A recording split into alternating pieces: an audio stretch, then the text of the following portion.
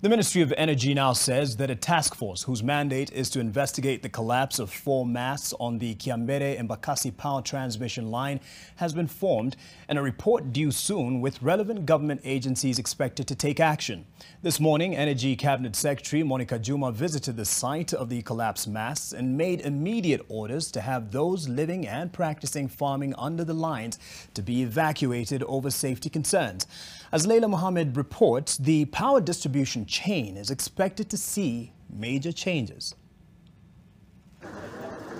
Repair works on the 4 collapsed power transmission masts in Imara Daima continue for the 4th day, with engineers from Kenya Power Company first removing the debris in order to enable the restoration of the affected area to begin in earnest.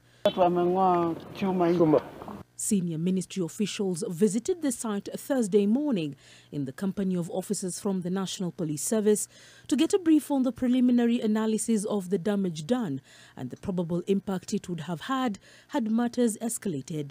We have also engaged with the community. They have told us, they have expressed concern, and they have also committed in terms of being part of the solution.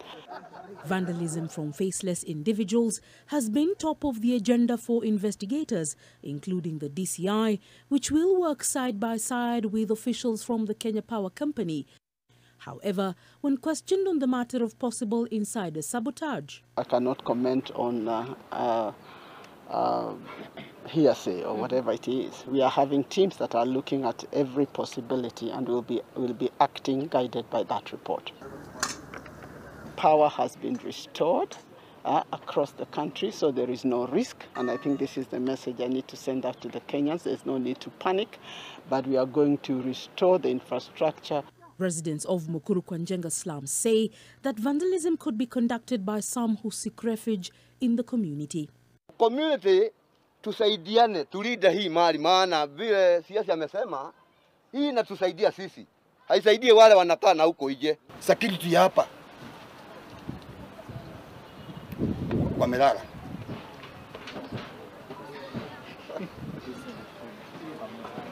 Ile kitu wanataka kuangalia hapa vilabu ni ngapi?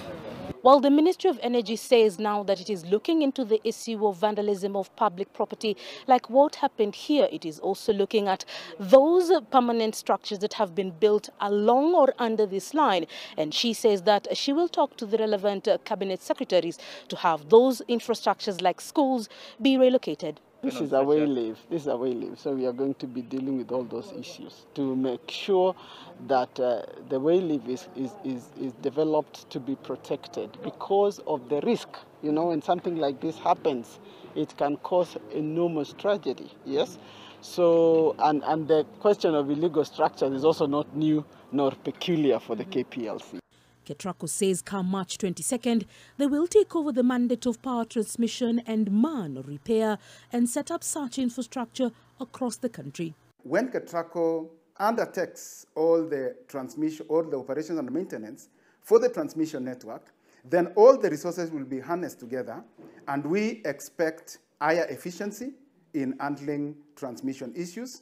It also says that once the system is up and running, they will be able to mitigate the impact of such occurrences in the future to avoid much of the country being plunged into darkness. Should power sources be lost, then the intelligence system can react much faster in actually load shedding and ensuring that the system does not collapse by virtue of something that has happened. Additionally, a number of times, one of the things that you can also do in system control is that once you've lost, then you can start dispatching other power. You can start bringing the more expensive power sources now to cater for what you have lost. Leila Mohammed,